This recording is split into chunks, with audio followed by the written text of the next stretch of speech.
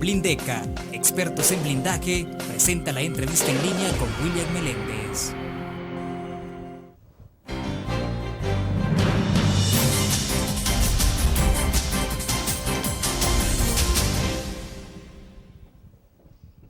Buenos días a esta emisión de la entrevista en línea de la prensa gráfica. Soy Luis Laínez, subjefe de información de la prensa gráfica, sustituyendo por unos días a William Meléndez, que está en una misión internacional. Esta mañana también queremos agradecer la sintonía que nos hacen a través de laprensagráfica.com. También a las personas que nos ven desde Uniglobe, canal 28 de Houston, y en el canal 25 de El Salvador. Tenemos en esta oportunidad al embajador de El Salvador en Estados Unidos, don Francisco Atchul. Sea bienvenido a esta entrevista. Muchísimas gracias. Muchas gracias por venir. Un placer estar acá, Luis. Vamos a hablar en esta oportunidad sobre, entre otros temas, de la Dream Act, que está por aprobarse, un paso parcial, una victoria que se está hablando en Estados Unidos, pero también de otras cosas como el tema de Wikileaks en El Salvador y otras relaciones de la comunidad en Estados Unidos. Bueno, veamos si quieres sobre el tema cómo se está perfilando sobre el tema de la Dream Act, que está bastante avanzado, entiendo. Sí, está bastante avanzado, creo que ya se está en la recta final. Mire, aquí hay dos posiciones, una optimista que cree que esto quizás es lo menos que se puede pasar y que sí hay espacio para pasar el Dream Act, y otras que creen que tampoco va, que ni aún esto va a pasar. La verdad es que con la nueva composición de la Cámara de Representantes, la victoria de particularmente el acceso de los representantes del Tea Party, quienes son claramente anti-inmigrantes, la situación migratoria se ha puesto un poco más complicada. Aún así, hay ciertos espacios que habrá que tratar de explotar. Es claro que el voto hispano ya no es solo un voto que favorece al Partido Demócrata, también se ha visto que, y así lo han visto los republicanos, que también ellos pueden tener beneficios al contemplar el voto hispano, y eso abre algunas posibilidades interesantes, aún en un momento en que, con toda sinceridad, la situación se ha puesto un poco más complicada. Anoche había una votación previa muy estrecha a favor, entiendo que en la Cámara de Representantes a favor de esta ley. Ahora entiendo que se va a votar en el Senado. Entiendo que sí. ¿Hay este tema de la presión de los hispanos podría en algún momento modificar las cosas, o es que estamos en un momento que no va a hacer funcionar la importancia de los hispanos para Estados Unidos? No hay elecciones cerca, etcétera. Ya, bueno, mire, entiendo que grupos de organizaciones hispanas han estado haciendo un lobbying intenso en estos últimos días. Habrá que ver el impacto que pueden tener a estas alturas. Yo soy de los que más bien optimistas, creo que sí hay un espacio. Por ejemplo, han habido casos que comprueban la victoria del senador Reid en Nevada, que todos la daban por perdido, y efectivamente mantuvo su puesto en el Senado, y en buena parte por el voto hispano de Nevada. O sea que yo creo que sí hay posibilidades de que esta acta pueda pasar. Y en términos para la comunidad salvadoreña, ¿cuánta gente podría beneficiarse de una legislación de este tipo sea aprobada? Francamente, estadísticas específicas sobre eso no tendría, pero sí es yo creo que el paso del Dream Act tiene dos aspectos. Uno es el aspecto concreto de la cantidad de personas que van a salir favorecidas y que se lo tienen merecido porque gente que está estudiando, etcétera, etcétera. Pero lo otro es que también va mostrando que sí es posible ir logrando, aunque sea en paso tras paso, no necesariamente en una reforma migratoria integral que es casi un todo o nada, tal como está puesto actualmente, que sí es posible ir logrando pasos a favorecer a distintos segmentos de la población inmigrante. Y creo que ese es un mensaje importante de pasar el Dream Act. En el caso de la comunidad salvadoreña en Washington, que es bastante amplia, bastante numerosa, la embajada, ¿cuál es la labor que hace? Porque entiendo que hay una labor con el gobierno central, ¿verdad?, de Estados Unidos, federal, Y otra a nivel de comunidad. ¿Qué hay de contactos con la comunidad?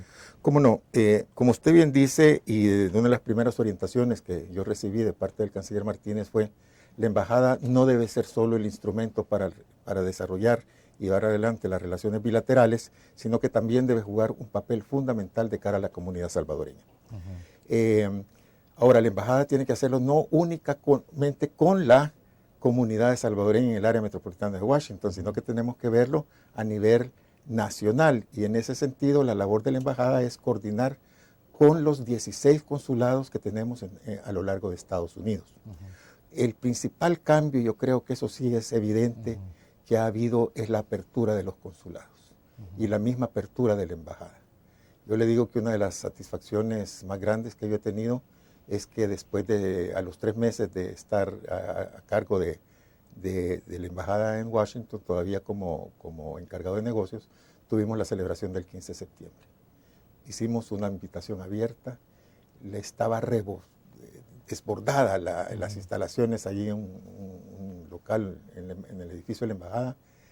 Más de 500 personas llegaron, y muchas que decían, mire, yo he estado aquí 15 años y es primera vez que pongo los pies en la embajada de El Salvador. Y lo mismo me reportaban muchos de los cónsules. Entonces yo creo que eso sí es un cambio evidente que ya se ha dado. El TPS, la reinscripción la séptima reinscripción del TPS, que fue un éxito increíble. Hicimos en 2 meses, más en 2 meses de lo que antes se había hecho en 3 meses. Logramos una reinscripción de casi el 100% de los potenciales de los elegibles. Y claro, todo eso no lo hicimos nosotros, pues, claro. Pero sí la red consular procesó más de 36,000 solicitudes de TPS. Entonces, y ahora estamos en el proceso de convertir a la red consular en lo que son ahorita, que son básicamente una oficina de extensión de pasaportes.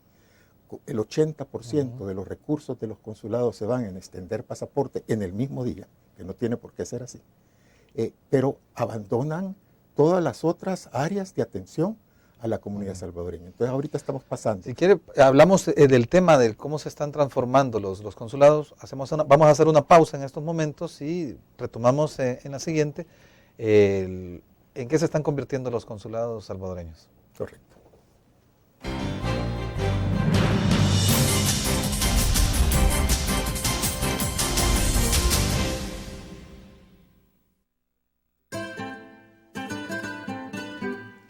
Exquisita comida, profesionalidad en el servicio y un ambiente agradable. Lo encuentra en Restaurante Mesón de Goya. Visítenos y saboree nuestra variedad de platillos. Le ofrecemos un amplio menú a la carta y atractivas promociones. Atendemos eventos sociales y empresariales. Para su comodidad, brindamos servicio de banquetes a domicilio. Restaurante Mesón de Goya. Todos los días salimos. Salimos a dar lo mejor de nosotros.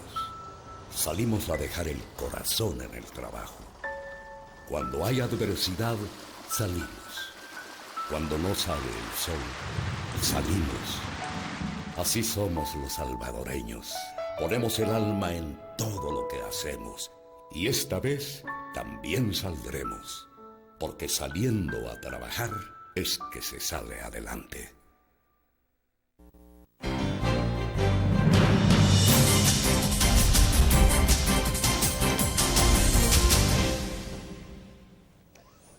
Buenos días, hoy es jueves 4 de diciembre, estamos entrevistando al embajador de El Salvador en Washington, don Francisco Altschul. En el segmento anterior estábamos pendientes de hablar sobre en qué se han convertido los consulados, de emitir solamente pasaportes y documentación. Ahora es una red más amplia, entiendo. Fundamentalmente lo que queremos es que los consulados se conviertan en el principal instrumento de protección de los derechos de los salvadoreños en Estados Unidos. Derechos como migrantes, derechos laborales, derechos de todo tipo, a los cuales tienen, son derechos. Y el consulado, su principal función va a ser garantizar que estos derechos se cumplan.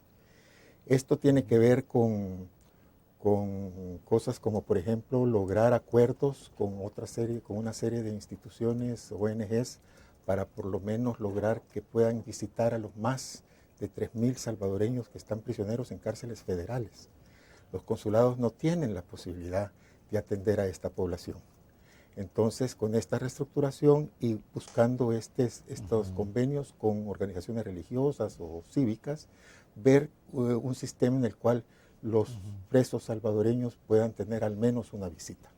¿Y estos son independientemente del delito que han cometido? Independientemente del delito, claro, podrán estar juzgados o condenados o no, en espera, pueden haber cometido delitos, pero eso no les niega que tienen el derecho por lo menos a una visita humanitaria. Claro, y en el caso, por ejemplo, de personas que están en proceso de deportación, hay unos que sobresalen sobre otros. Por ejemplo, tenemos el caso del exdiputado Roberto Silva, sí, que está ya más de un año o más incluso en proceso de deportación. Deportación y asilo político es lo que ha complicado un poco entonces, la situación. ¿eso ha habido algún contacto de la embajada? No, no se puede, porque precisamente como ha solicitado asilo político, entonces no puede el gobierno norteamericano darnos absolutamente ninguna información con respecto a ese caso. Ahora le mencionaba que otro, por ejemplo, de los temas en que queremos entrar a trabajar ahorita en el tema de derechos, yo estuve la semana pasada en una reunión con la secretaria del Trabajo, la secretaria Hilda Solís, y vamos a comenzar un proyecto de educación sobre derechos laborales que impulsa la Secretaría de Trabajo a través de la red consular. Entonces, este es el tipo de transformaciones que estamos ya empezando a implementar. Hemos también, somos el segundo país después de México que hemos logrado establecer un grupo de binacional de trabajo entre el Departamento de Seguridad Nacional y Cancillería para tratar el tema de los deportados. ¿Qué alternativas a la deportación puede haber? ¿Cómo podemos darle un tratamiento especial a los sectores más vulnerables, sean mujeres, embarazadas, niños, mayores, adultos mayores? ¿Cómo podemos mejorar a nivel local las relaciones entre los consulados y las autoridades de Homeland Security?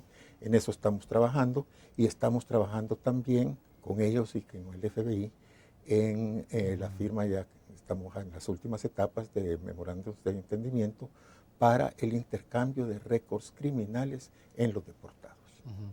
Este paso siempre lo hemos visto como muy necesario, porque Estados Unidos deporta a esas personas que han sido condenadas, o sea que el sistema judicial estadounidense ya probó que son criminales, pero al llegar a El Salvador son liberados como cualquier otra persona que fue expulsada de Estados Unidos por su estatus migratorio. Sí. En este caso, ¿cuánto podemos esperar para poder, digamos, saber las autoridades salvadoreñas que estamos ante la llegada de una persona que es un criminal? Bueno, mire, actualmente, por ejemplo, en cada vuelo viene un manifiesto, ¿no?, donde aparece el listado de las personas que vienen en ese vuelo. Una de las cosas que ya se ha logrado es que aparece quienes pertenecen o tienen relación con pandillas. Ese es el único dato que se tiene. La gran ventaja al implementarse este acuerdo que estamos ya por finalizar es que van a proporcionar todo el récord criminal de la persona, ya no solo si pertenece o no pertenece a una pandilla, sino que a dónde ha estado detenido, por qué cargos se le levantaron en Estados Unidos, etc. Eso va a permitir que las autoridades acá sepan de antemano quién viene y poder priorizar en quién enfocarse. Claro. Lo interesante de esto va a ser cómo saber también diferenciar, porque a veces hay gente que es deportada por pasarse luces en rojo, etc. Correcto. Vamos a tomar otro tema, vamos a hacer otra nueva pausa para los anunciantes, pero también queremos adelantar un poco, quizás hacer un análisis de cómo esas filtraciones de Wikileaks podrían afectar o no las relaciones entre El Salvador y Estados Unidos. Ya regresamos.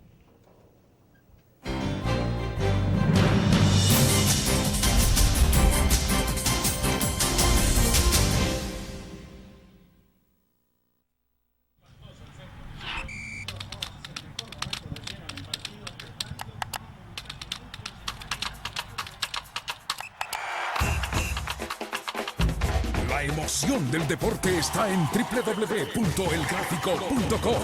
Ingresa al nuevo escenario deportivo y descubrí toda la pasión del deporte. Fotos, videos, fichas y resultados de las mejores ligas del mundo. Elgráfico.com. Conectados por deporte. Learn. La revista más innovadora y moderna de todos los tiempos. única en su estilo, creativa, un espacio exclusivo y reservado de entretenimiento y diversión, llevada al máximo. Blur. Time Out Movie, lo mejor de la cartelera. Art. Shopping, la guía de la moda. Go, viajes cortos fuera de la ciudad. Blur.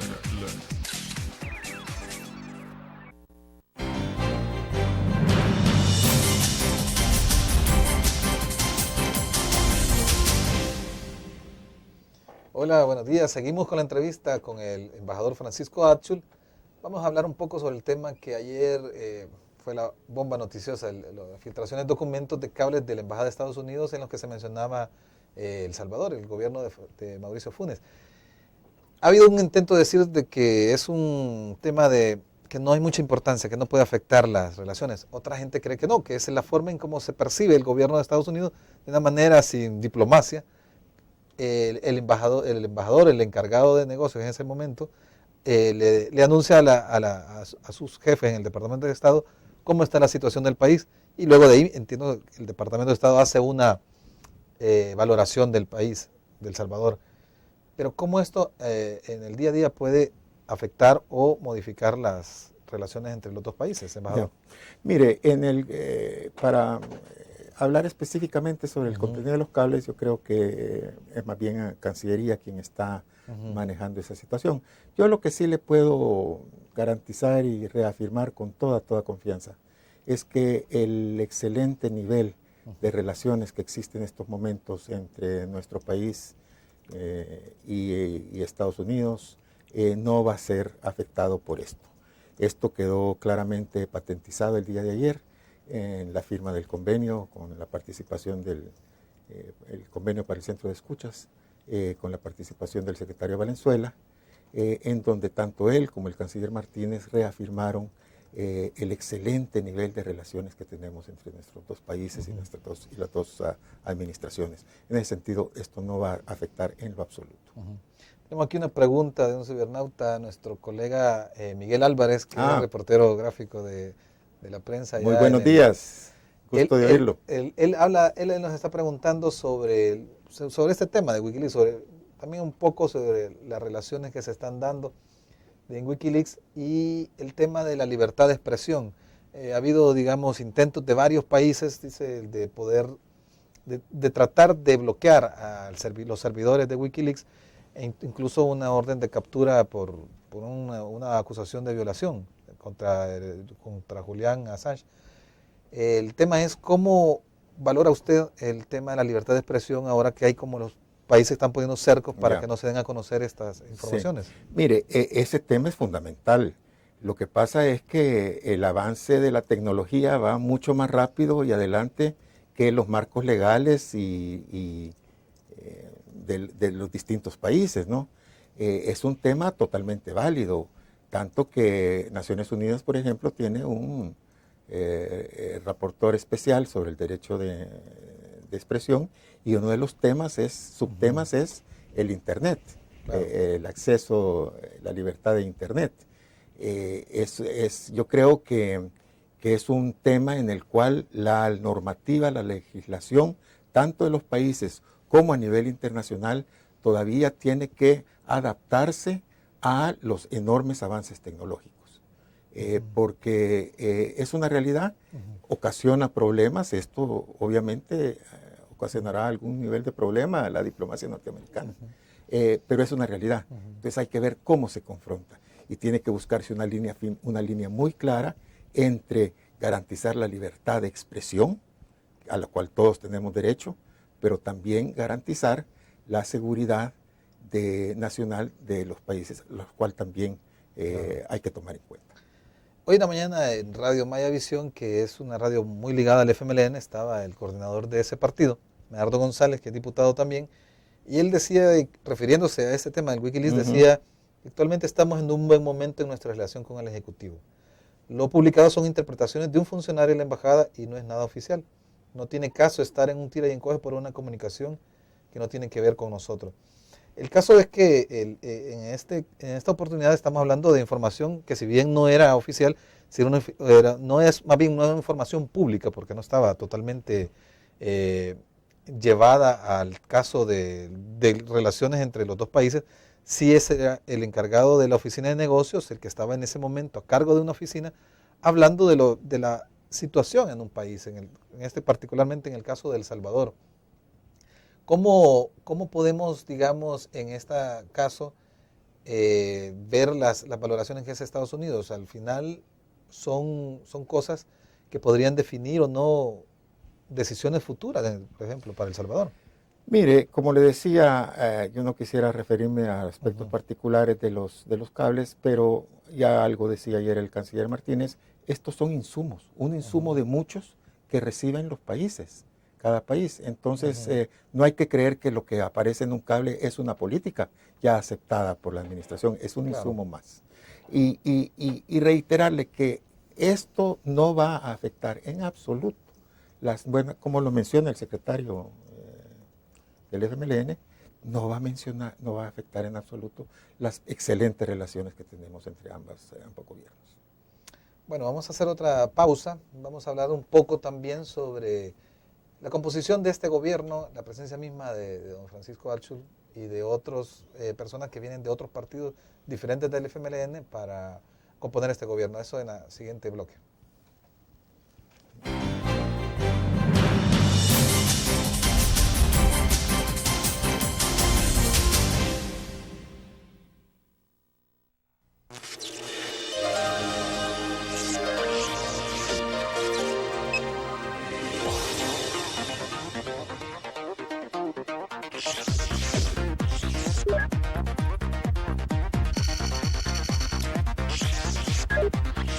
Estimulamos tus sentidos para que leas, veas, escuches e interactúes con la verdad. LPG Multimedia.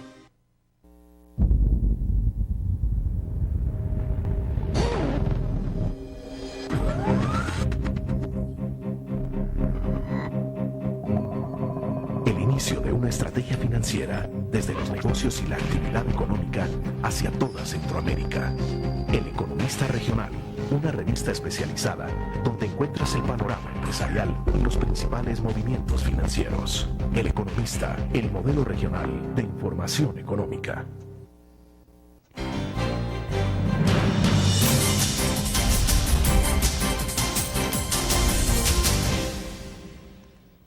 Buenos días, esta emisión del 9 de diciembre de 2010. Soy Luis Laínez. Vamos a seguir hablando con el embajador Francisco Achul, el representante del gobierno de El Salvador en Washington. Embajador, le hablaba sobre el tema de la composición de este gobierno. El gobierno habla de un gobierno de unidad. Usted mismo es un ejemplo de ello, ¿verdad? No es un militante del Frente, correcto. Lo vimos antes en la alcaldía de San Salvador como parte de la iniciativa ciudadana, con una alianza con el Frente y Cambio Democrático, ahora Cambio Democrático, antes CDU. Entonces, ¿cómo ve la integración de diversos esfuerzos políticos en este gobierno de Mauricio Funes? En primer lugar, yo creo que la apreciación es correcta. Este es un gobierno de unidad en el sentido de que participan distintos sectores políticos. No solo es el FMLN, no solo son los amigos de Mauricio, que fue el movimiento que llevó al presidente Funes, sino que también hay participación de otros partidos como Cambio Democrático y personas independientes como es mi caso. Esa sí es una realidad y creo que es muy positiva. Creo que lo que en Estados Unidos de alguna manera llaman el sistema de check and balances, ¿verdad? De chequeo y balance, una de las formas de lograrlo es precisamente con tener estas composiciones no son solo pluripartidistas, pues, pero plurales, ¿verdad? Sí, en las cuales hay un debate y no es tan así nomás que porque alguien decide esta es la posición, esa va a ser. Creo que tiene sus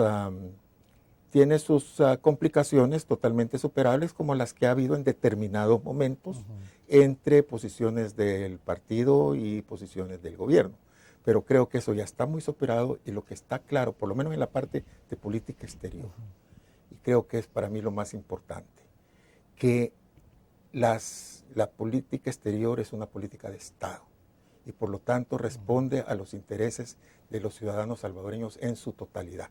y por lo tanto la política exterior no va a ser una política de grupo, de ningún grupo, sea económico, social, político, ideológico o de lo que sea. En ese sentido yo creo que también es una constatación de cómo dentro de esta pluralidad, pero que también el gobierno del presidente Funes está claro en que su principal responsabilidad es responder a los intereses de la nación en su conjunto. En el caso de los embajadores, lo que vemos también es realmente gente que se ha ido escogiendo por varios criterios. Y solo creo que en el caso del de Cuba vemos a un dirigente histórico del Frente, Domingo Santa Cruz, al frente de una embajada de ese nivel, lo cual puede llegar a ser bastante lógico dadas las relaciones que ha tenido el Frente a lo largo de su historia con Cuba. Correcto. En el caso suyo, entiendo que tenía varios años de estar viviendo en Estados Unidos. Sí, yo ya tenía, voy a cumplir ya 4 años de haber estado allá, después de 17 años de vivir acá y después de 10 años que yo pasé en Washington durante la época del conflicto como representante del FDR en Washington, de la Comisión Político-Diplomática del FDR-FMLN. Entonces eso me permitió en aquel momento conocer cómo era que funcionaba el sistema político norteamericano, cómo es el Congreso, la relación con tanques de pensamiento, sectores académicos, etc. Y ese es un poco, creo yo, lo que el presidente tomó en consideración cuando me dio el honor y la gran responsabilidad de representarlo en Washington. ¿Cómo es el trabajo de un embajador de un gobierno, bueno, de izquierdas en plural, sí, en un país como Washington, en una ciudad como Washington? ¿Cuál es la tarea que tiene que hacer a diario, por ejemplo? Mire, ahí hay de todo, porque como le decía, hay que ver por un lado lo que tiene que ver con las relaciones bilaterales y luego lo que tiene que ver con la comunidad. Ahora, en términos de las relaciones bilaterales, Washington es un sistema bastante complejo. No solo es la relación con la administración, la cual es muy buena, y yo veo a la subsecretaria Yulisa Reynoso frecuentemente, con el secretario Valenzuela, como mencionaba, estoy recientemente con la secretaria Solís. O sea, ese es un aspecto nada más, pero también está el aspecto del Congreso. Hay que estar en constante comunicación con tanto en el Senado como con la Cámara, en los comités que tienen más relevancia, llámense comités de relaciones exteriores en ambas cámaras, y el que es muy importante, el comité de apropiaciones en el Senado, porque ellos son los que deciden el dinero. Claro. Una de las cosas positivas que logramos en este año fue una ayuda suplemental, o sea, una ayuda extraordinaria para El Salvador por $25 millones, y eso fue el trabajo en buena manera del Comité de Apropiaciones en el Senado. Además, siempre hay que trabajar, los medios de comunicación son importantísimos, reuniones con boards editoriales de los principales periódicos, el sector académico y los tanques de pensamiento. Y en el caso, por ejemplo, este año estamos viendo que en Estados Unidos va a haber bastante también recortes en el presupuesto. Y mucha gente decía, se van a reflejar en el dinero que Estados Unidos da a otros países. Estos 25 millones, esto ya está eso ya entregado pasó, eso ya y listo. pasó. Pero para casos futuros, por ejemplo, el próximo año hay algo más. O sea, uno piensa en el tema, por ejemplo, de primero en la iniciativa de Mérida, luego lo que vino después Carsi, y uno ve que esos no son esfuerzos suficientes cuando Centroamérica y El Salvador son ruta de tránsito de drogas hacia Estados Unidos. En ese caso, ¿cómo ha sido, digamos, la relación con los congresistas para hacerles ver de que el dinero que destinan no es suficiente? No, es correcto, y efectivamente ese es un poco el mensaje nuestro. De hecho, incluso con el sector republicano, en cuanto es muy posible, como usted dice, de que haya un intento de reducir la ayuda exterior, puesto que uno de los principales temas de ellos es reducir el presupuesto y el gasto del Estado, ¿no? Y dentro de eso, uno de los lugares para ellos más fáciles de reducir puede ser la ayuda al exterior. Pero incluso allí, si nosotros podemos presentar el caso de que la seguridad en Centroamérica es beneficiosa para la seguridad nacional de Estados Unidos, creo que es un punto que podemos trabajarlo incluso con con el sector republicano, ¿no? Y en ese sentido, sí creemos que pueda haber por lo menos que fondos para los programas de seguridad puedan estar disponibles. Ahora, el gobierno está haciendo un esfuerzo por no solo, o sea, Estados Unidos es un socio importantísimo, pero también por buscar apoyos en otros países europeos, Canadá, por ejemplo, también, otros países europeos, para que nos apoyen en el tema de seguridad. Hay otro tema también relacionado con las remesas, la iniciativa que se aprobó recientemente de Bridge, pero quizás vamos a hablar de eso en el siguiente bloque para poder explicarle a nuestros compatriotas y a todos nuestros personas que nos están viendo en qué consiste este proyecto. Ya regresamos.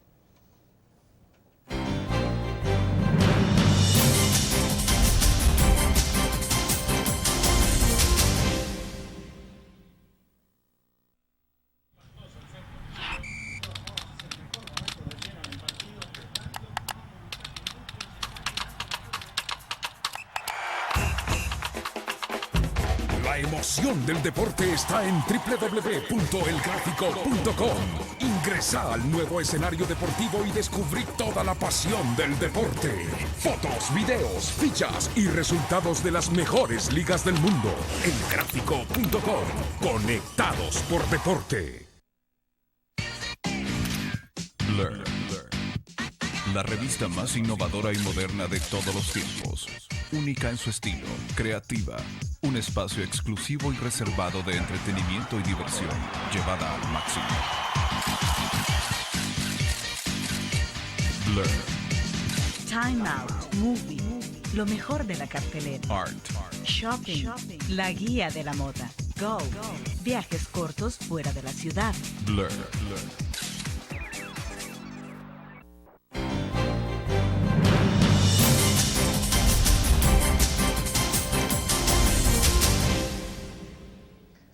Buenos días, continuamos la entrevista con Francisco Azzo, el embajador de El Salvador en Washington.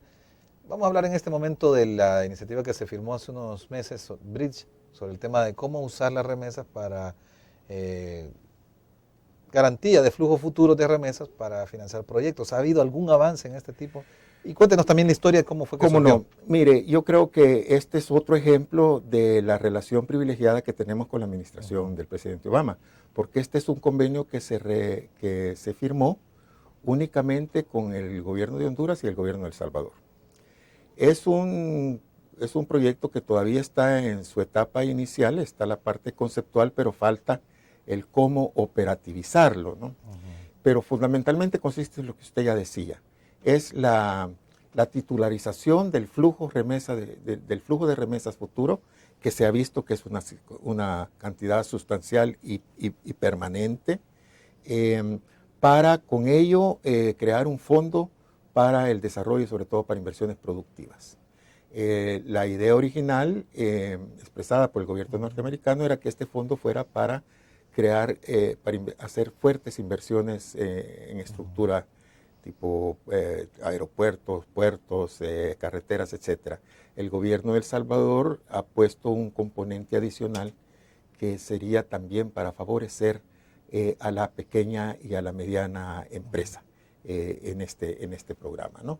Para favorecer también iniciativas productivas medianas. ¿Sí? Y el avance, o sea, está firmado, pero todavía no tenemos identificado un proyecto o algo que se haya presentado ya al gobierno.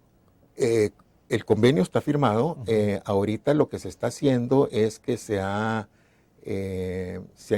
sacado, entiendo ya está, una licitación para los operadores, porque va a ser necesario contar con un intermediario que van a ser la banca, y en este momento entiendo que ya salió la licitación para escoger quiénes van a ser los intermediarios en este proceso. ¿Y cuándo podríamos estar viendo quién es el ganador de esta licitación? No sé, no tengo precisamente la información. Este es algo que lo está manejando directamente el gobierno de Estados Unidos, y no le podría dar la información precisa. Pero sí entiendo que ese proceso va caminando. Va caminando. Sí.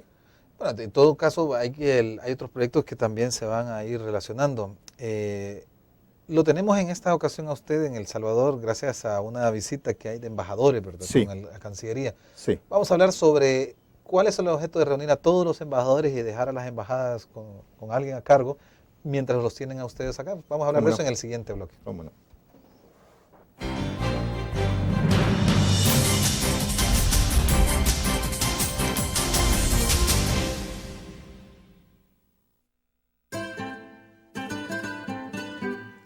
Exquisita comida, profesionalidad en el servicio y un ambiente agradable.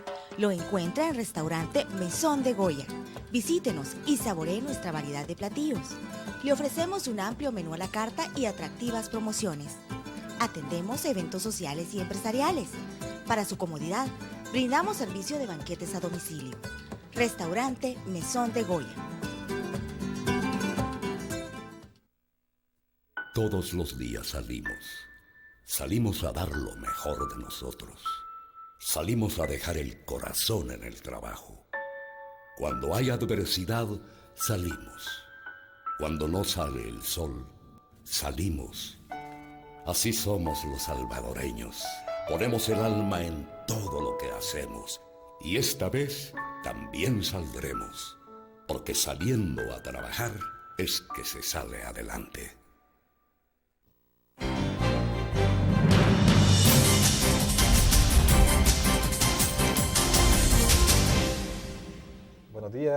Buenos días. Estamos entrevistando a Francisco Atsul, embajador de El Salvador en Washington, de visita ahora en San Salvador, atendiendo a una reunión convocada por la Cancillería a todos los embajadores. Cuéntenos de qué se trata esta reunión. Cómo no, mire, me parece que es una iniciativa excelente el haber la oportunidad de tener convocada a toda la red diplomática salvadoreña.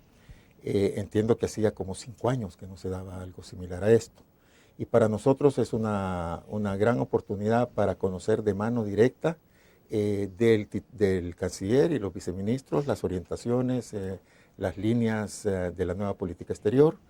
Es una oportunidad excelente que fue muy provechosa el día del martes, en que tuvimos a cantidad de ministros que llegaron a exponernos cuáles eran sus planes de trabajo, sus prioridades.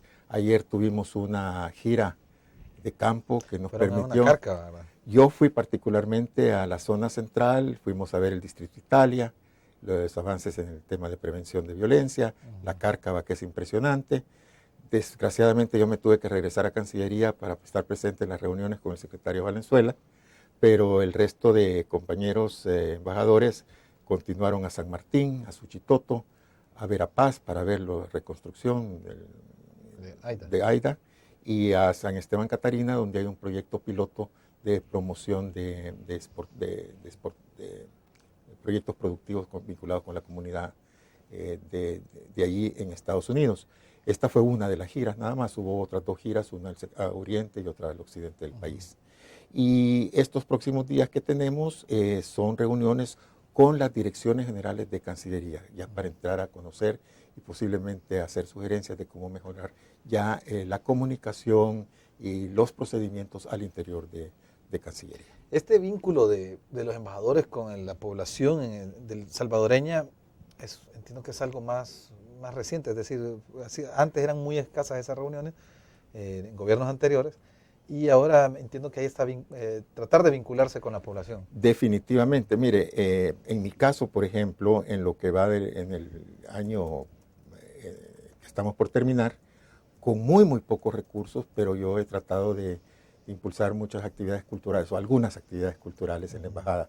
Hemos tenido una muestra de cine, hemos tenido al maestro Walter Quevedo, guitarrista clásico, a un joven pianista salvadoreño que está estudiando en Costa Rica, presentaciones literarias de 3 libros de escritores salvadoreños en Washington. Hemos tenido un kiosco de libros salvadoreños en un festival abierto.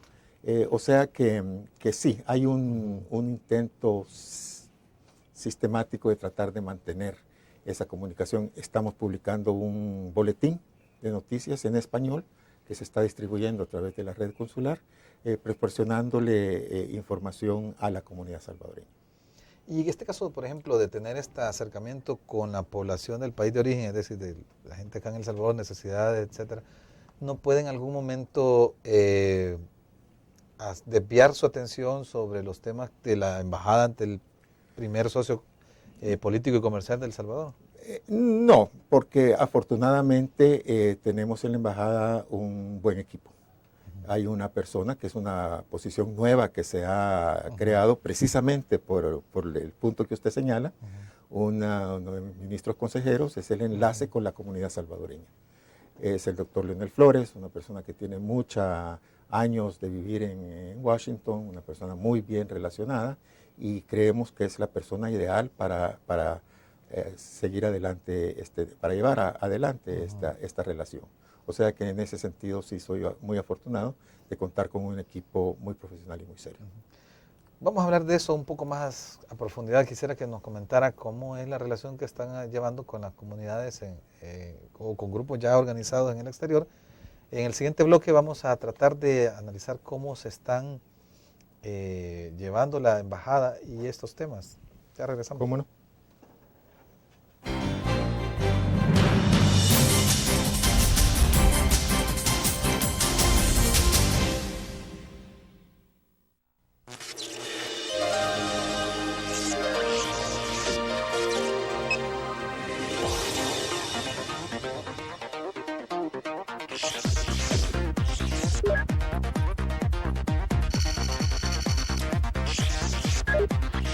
Estimulamos tus sentidos para que leas, veas, escuches e interactúes con la verdad. LPG Multimedia.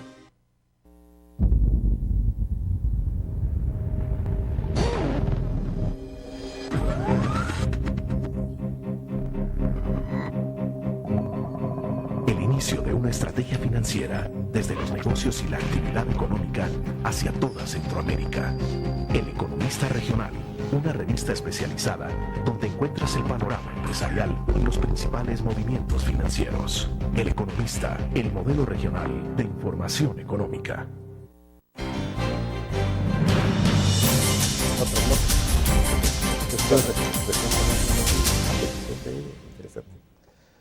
Buenos días, bienvenidos. Un saludo a las personas que nos siguen a través de la prensagráfica.com, canal 28 en Houston, Uniglobe, y canal 25 en El Salvador. Vamos a seguir platicando con Francisco Atsul, embajador de El Salvador en Washington.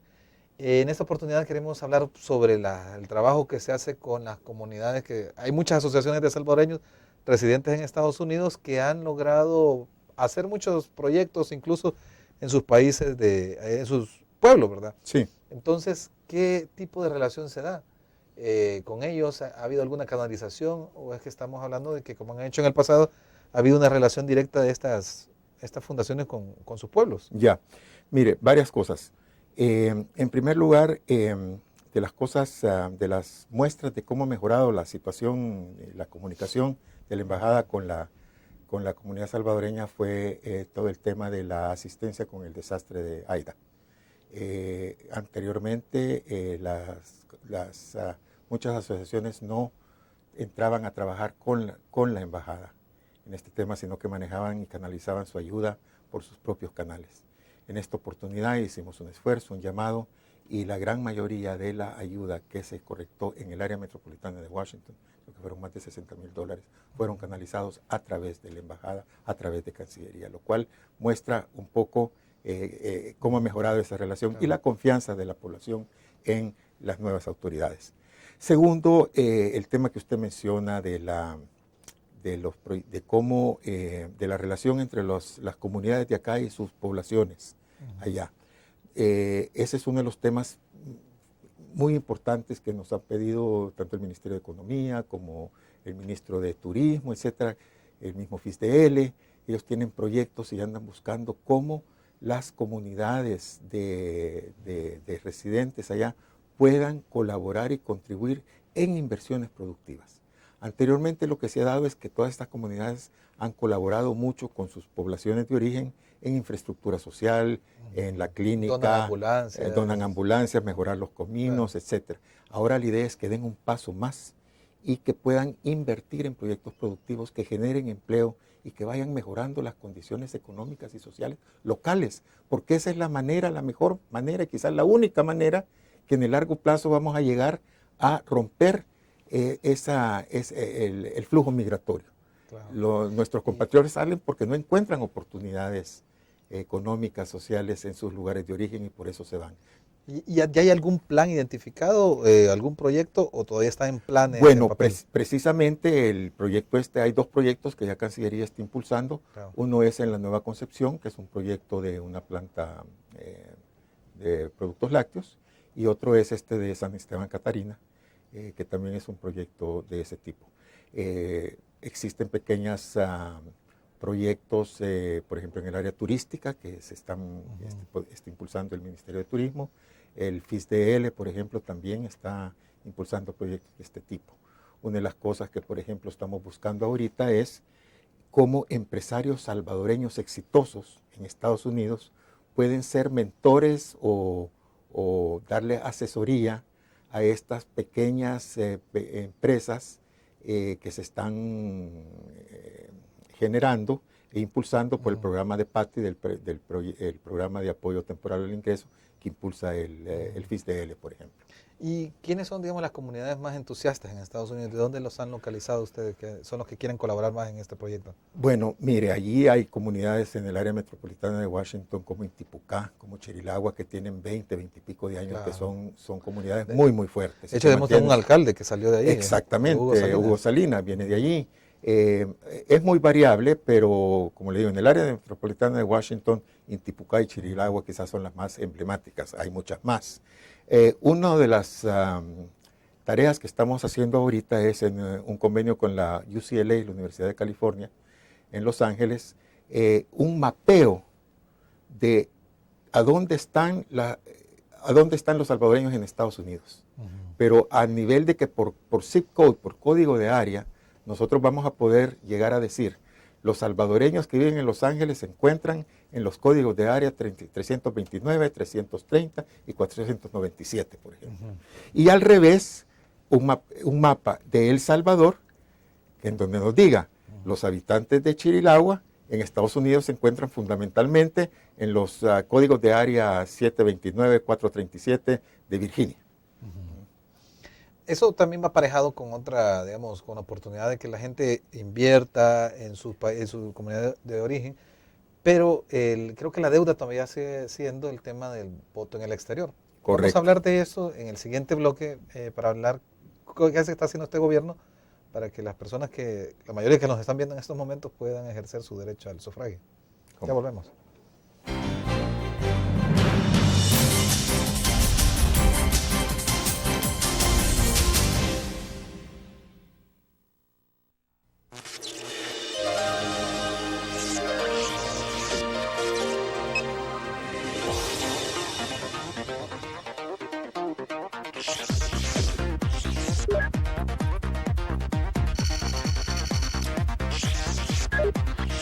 Estimulamos tus sentidos para que leas, veas, escuches e interactúes con la verdad.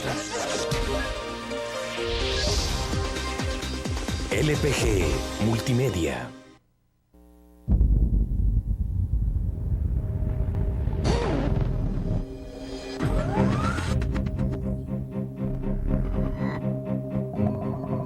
El inicio de una estrategia financiera desde los negocios y la actividad económica hacia toda Centroamérica.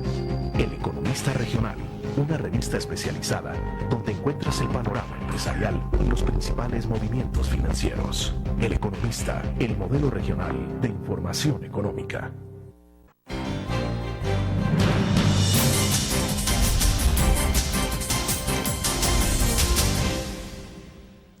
Buenos días, somos la entrevista en línea de la prensa gráfica. Continuamos esta charla con Francisco Áchul, embajador de El Salvador en Washington. Hablábamos sobre qué hace este gobierno para facilitar el voto en el exterior. Es un detalle que El Salvador está muy rezagado. Hay muchos países, Honduras, México, Colombia, exigen incluso hay naciones que lo ponen como una multa si no votan. ¿Qué pasa en El Salvador? Bueno, mire, este ha sido un compromiso explícito y claro del presidente Funes de que para el final de su gobierno va a estar implementado el voto de los salvadoreños en el exterior. Está de más decir que es un derecho que tienen, es un derecho ciudadano, pues. Claro. Y el primer paso es la voluntad política de parte del Ejecutivo para implementarlo, y eso es lo que ha expresado el presidente Funes. Ahora, esto tendrá que pasar en determinado momento por la Asamblea. Entonces aquí también dependerá mucho de la voluntad política de los distintos partidos políticos. Y allí es donde ha habido un cierto falta de interés, por decirlo de alguna manera, de muchos partidos, porque creen que el voto en el exterior les va a jugar en contra de sus intereses, a la hora del voto, ¿no? La verdad es que la experiencia generalmente demuestra que el voto en el exterior se reparte de una forma muy similar a cómo se reparte dentro del propio país. Es decir, no tendrían que tener miedo. No tendrían por qué tener miedo. Eso como un elemento práctico. El fondo, que es un derecho. Claro. Es un derecho que tenemos que garantizar. Y eso es responsabilidad del Ejecutivo, pero también del Legislativo. Claro, digamos, el Ejecutivo puede, digamos, trabajar para que podamos tener un mecanismo que luego sea aprobado en la Asamblea. De esto, ¿cuánto se ha hecho? ¿Se ha hecho, hay avanzado un proyecto, es decir, la metodología? Cómo no, mire, existe un estudio muy bien realizado, muy completo, que parte de un análisis de la legislación nuestra, incorpora las experiencias de otros países, los mecanismos concretos que utilizan otros países para hacerlo, o sea que se sabe cómo hacerlo, ¿verdad? Todavía habrá que bajar un poco más para ver cosas un poco más de detalle, más concretas. Pero para mí lo más importante es la voluntad política, porque sin voluntad política, ¿qué es lo que ha sucedido todos estos años? No ha habido nada. Ahorita por lo menos creo que tenemos ya el primer paso en serio para caminar en ese sentido. Y en el caso, por ejemplo, de los salvadoreños, los ciudadanos que están viviendo afuera, ¿qué es lo que ellos deberían de aportar? Porque puede ser que haya un voto en el exterior, pero nadie llegue a emitirlo o a ejercerlo. Bueno, eso es otro problema, o sea, eso es un problema que habrá que ver en su debido momento. Puede ser, dependerá de las facilidades que usted dé. Por ejemplo, mire, es muy posible que uno diga, bueno, la votación tendrá que ser en el consulado, pero solo somos 16 consulados. ¿Qué va a pasar con la gente que vive a 300, 400 kilómetros de un consulado? Entonces, que ahorita tenemos la ventaja de los medios electrónicos, ¿no? O el mismo correo. En Estados Unidos, el estado de Washington, allá arriba, en frontera con Canadá, vota por correo. Sí. Entonces, con internet, guardando las necesarias medidas de seguridad, etcétera, ¿verdad? Y de transparencia y todo eso, pero hay mecanismos, la tecnología nos permite. Si no, como usted dice, hay 11 países en América Latina que ya lo hacen. ¿Por qué no lo podemos hacer nosotros? Este tema está un poco amplio, creo que lo vamos a retomar, vamos a ir a un corte y retomamos un poco sobre el tema de cómo facilitar a los salvadoreños que puedan emitir su voto en el extranjero. Ya regresamos.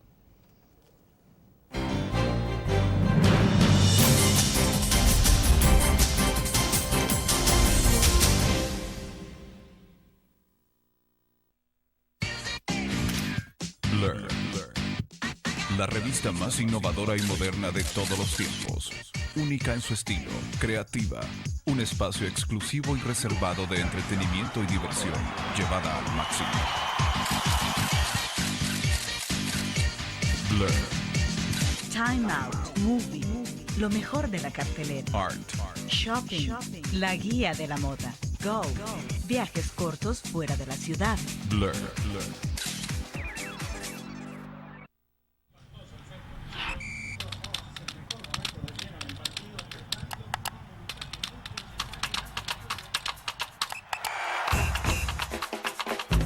La emoción del deporte está en www.elgráfico.com. Ingresa al nuevo escenario deportivo y descubrí toda la pasión del deporte. Fotos, videos, fichas y resultados de las mejores ligas del mundo. Elgráfico.com. Conectados por deporte.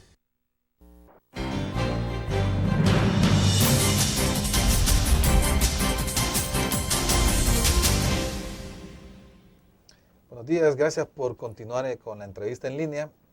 Vamos a hablar un poco más sobre el tema del voto en el exterior, las posibilidades que pueda ofrecer el gobierno, tomando en cuenta que también tenemos el correo a través de internet, pero ¿qué posibilidades hay, digamos, de que no haya suficiente aceptación en las personas, que no sientan que haya necesidad de ir? Por ejemplo, tenemos el caso del DUI, que se empezó a emitir en Estados Unidos, pero a un precio muy alto. Y que fue una participación muy marginal la que se obtuvo. No corre el riesgo eso de tener, digamos, un voto en el exterior, pero que hacer que la gente llegue presencialmente a accederle, que exigirle antes un DUI, ¿no lo va a hacer más complicado? ¿Qué se puede hacer? Mire, indudablemente ese es un riesgo, pero el riesgo no es tal como para decir no lo hagamos. Yo creo que tenemos que partir de que este es un derecho que tienen los ciudadanos, de votar en su país de origen. El hecho de que ellos han sido obligados de alguna manera a irse del país para encontrar nuevas y mejores posibilidades, no quiere decir que han perdido su derecho de voto. Entonces, para mí ese es el punto de partida. Hagámoslo. Concedamos ese derecho, que se cumpla ese derecho. Ahora, si hacen uso de él o no, eso ya es una segunda parte. Y ahí quizás vendrán campañas de concientización, de educación, para que lo hagan. Dependerá mucho de la parte operativa, que usted lo facilite también, ¿no? Porque puede ser que si usted hace un mecanismo terriblemente complicado, aunque sea por razones de justificar la transparencia, la seguridad, etcétera, pero si lo hace tan complicado, obviamente la gente no lo va a hacer tampoco, ¿no? Sí, porque la idea es que sea algo que llame a la atención de los salvadoreños y que les permita ir, ¿verdad? Tampoco no se trata de solo tener un mecanismo y que no sea viable. No, de acuerdo. Por eso es que yo creo que ahí tiene que ver mucho los aspectos operativos, de cómo se viabiliza. Y el criterio deben de ser, por un lado, garantizar la seguridad, de que no haya doble voto, triple voto, etcétera, ¿no? Garantizar la transparencia y la facilidad.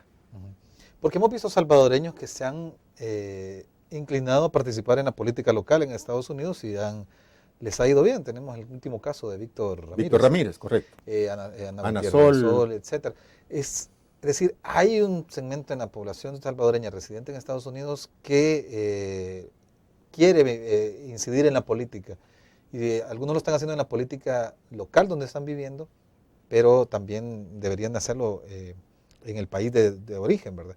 En el caso de estos salvadoreños, ¿ha habido algún contacto de la embajada? ¿Cómo no? Claro que sí, claro que sí. A nosotros nos parece vital que quisiéramos que hubiera más representantes salvadoreños, que ya son americanos salvadoreños, sí, en los organismos electos en Estados Unidos. En el área metropolitana de Washington tenemos 4, Ana Sol, Víctor Ramírez, Walter Tejada, Will Campos.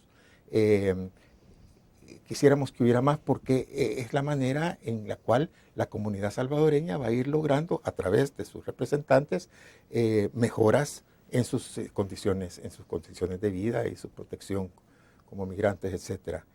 Nosotros sí tenemos contacto con ellos, con Walter Tejada estamos tratando nos está ayudando en conseguir un espacio para presentaciones culturales.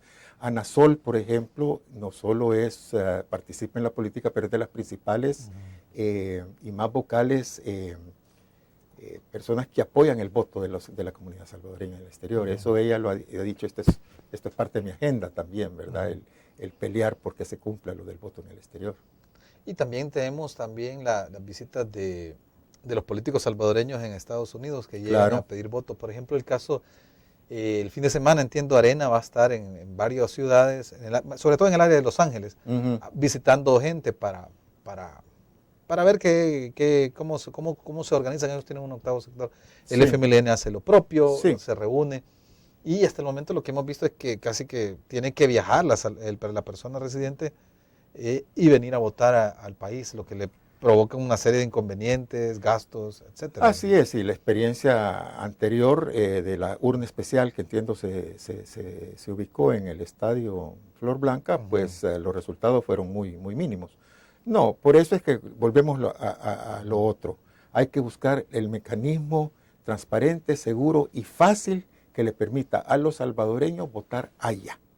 No se le puede pedir que venga de Estados Unidos a votar El Salvador. Ahí ya de hecho está limitando considerablemente la oportunidad de votar. En cambio, de hacerlo, de posibilitarlo allá, va a permitir que la mayoría puedan hacerlo. Bueno, y si lo puede hacer en Estados Unidos, también lo podrá hacer en otros países, que es un argumento que dicen, no, si es que tiene que ser en todas partes del mundo.